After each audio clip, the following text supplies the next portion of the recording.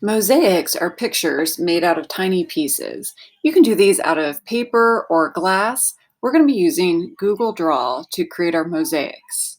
And you're going to get a choice in if you want to do an animal, a drawing, a piece of artwork, or a person. Some are going to be more complicated than others, and let me walk you through it. You may already have Google Drawings in your waffle or drop-down menu, so check there first. If you don't have it there, go to your Google Drive and click New, and then scroll down to Add, and Google Drawings should pop up there. It will then open a new window for you. Like you want to type in your last name and then the word mosaic up here so that we know that it's saving and we know where to find it. This checkered board background shows that your background is transparent. We want to fill it with color. So you're going to click on the shape tool and just pick a big rectangle. Now, we're going to start with black. You can change it later, but this is going to be your grout color, if you will. This is the color that we will see in between all of our shapes once we're done. So we have that there. And next we want to search the web for the image that we want to use. So you can type in an animal picture. So I just went to insert, or you can click the image button, say search the web, or if you have a photo on your computer that you want to use, you can do that as well. So we want these a mid-level of complications. People and making them look really realistic is going to be really complicated. Doing something that is just a drawing, like an Among Us character, isn't going to be complicated enough. So we need to choose something kind of in between. It can be a drawing, it can be a piece of artwork, and we want to size it pretty big. This fits in my window pretty nicely. If you want to zoom in a little bit, you can say view, zoom, and zoom in to see things. All right, now it's time for us to start our mosaic. And you're going to repeat this process again and again. So we're going to go up here to where the line tool is, and we want to click polyline. So when you first pop it open, it just is a single line. We're going to click polyline.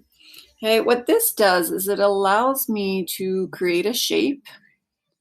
So I'm going to click and drag. It's that blue line there, and let go. Then click and drag to make my shape, and click and drag.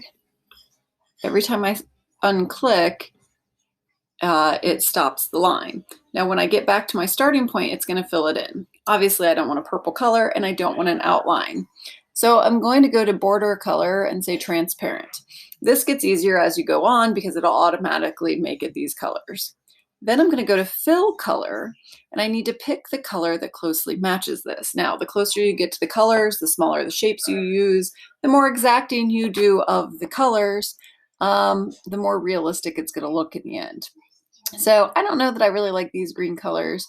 I'm going to click custom and slide this till I get kind of a yellowy green, and pick that and say okay.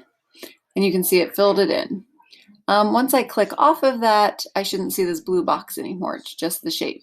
I'm going to click back on the polyline tool, and I'm going to continue that process. Now, we want the shapes to have equal spacing. If you imagined you poured sand, that's our black background. In between these, it would be even, okay? So the first couple, and you can do these as triangles, you can do them as squares, you can do them as rectangles.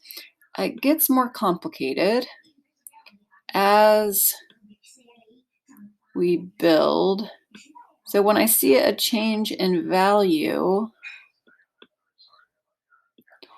I'm going to change kind of the shape, but do you see the spaces in between these green look fairly similar to each other?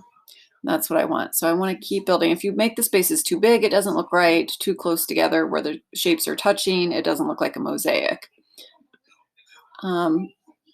Again, you click off the polygon tool. You want to get that polyline again. And you can see how it's picking that same green color each time. Now, let's say I filled in what I want here, and I'm ready to change to this darker green value.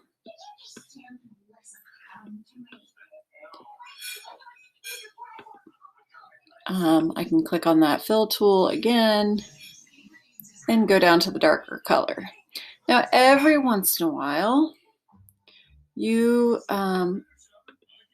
might want to click and move the picture and just see how your mosaic is stacking up. Or you can click and then say delete and then undo.